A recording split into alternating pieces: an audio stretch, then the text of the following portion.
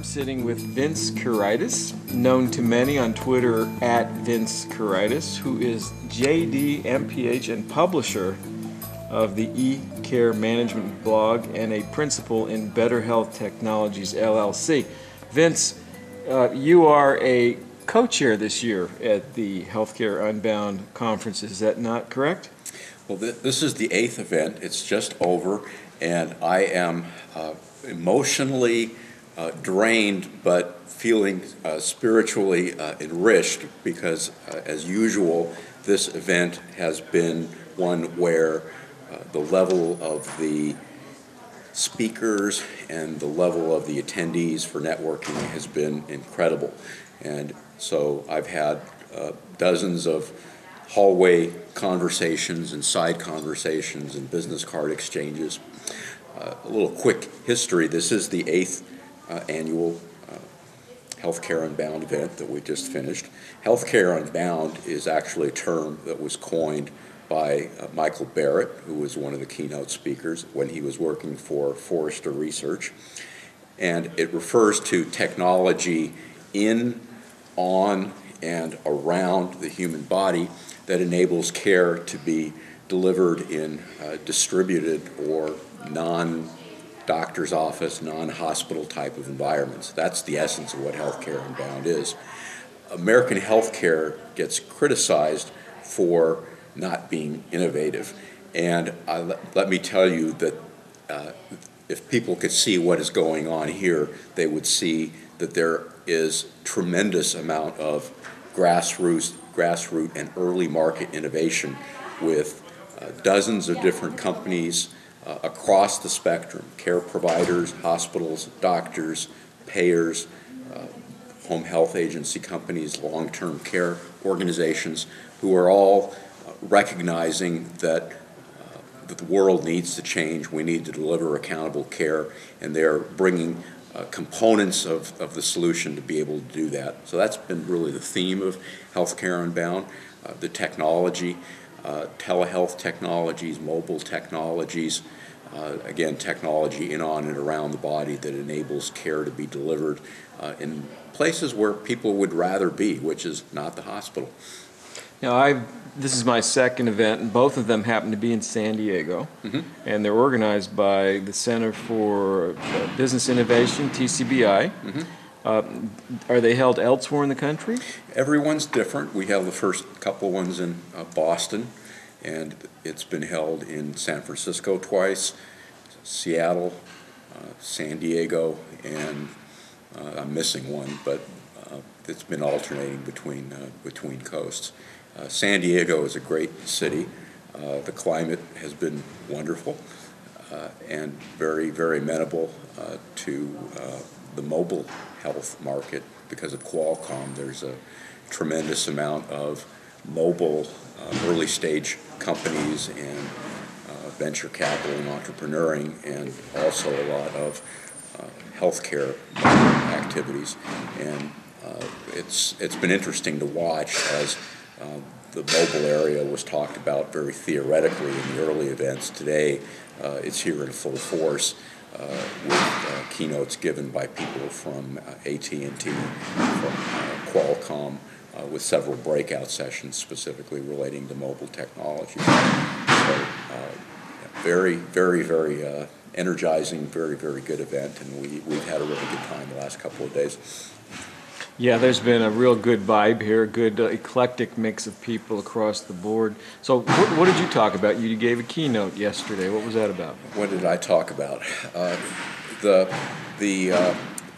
gave the opening keynote, trying to give a perspective of the market, and in a nutshell, that what we've got here at Healthcare Unbound is a number of very creative companies that you could conceptualize as applications that could plug into a platform, but what is missing is that common information technology platform. Unlike, say, the iPhone, where we've got 400,000 applications and they work together very harmoniously, the state of American healthcare is much more one where we've got a lot of applications, but they don't plug together very well.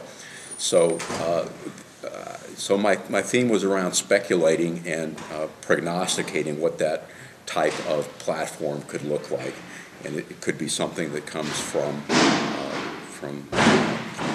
Google, from Facebook, although probably not.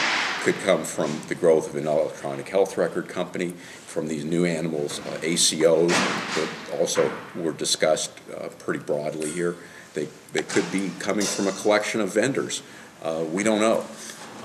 But I think the perspective in a nutshell that I brought or bring is that healthcare is a very regional marketplace, and as opposed to, say, where eBay comes in and captures all of the world's yard sales on their website, what we're much more likely to see in American healthcare is different regional markets with perhaps strong, dominant, even winner-take-all type of players in a particular regional market, but it may be different 50 or 100 miles away, just depending upon the referral relationships. And people still look at healthcare as very local, relates to their doctor, their hospital, not something that's 3,000 miles away. So we're sitting here and they're tearing down the main vendor room here, so that's some of the echoes we're hearing in the back. I had this crazy thought. You mentioned iTunes, the iPhone and the iTunes apps. It'd be interesting if we, in one of these days, CMS could be essentially an iTunes library where people would download their apps that enabled their operations. But who knows? We'll see. Well, I think the government, there's government 2.0. There's certainly, and when I say government 2.0, I'm referring to a concept coined by Tim O'Reilly, but it's the idea of government's role in collecting data and distributing that data and then allowing people to use it and plug it into their applications. That's very much a part of the conversation here, because there is so much available healthcare data. So yeah, we've got a lot of apps out there, and the government will probably be contributing. And they're stepping up with Anish Chopra and Todd Park and this recent Health Data Palooza in Washington, D.C. They're really starting to make data available through your OpenGov program. The high-tech program is one where the government is subsidizing electronic health records, and that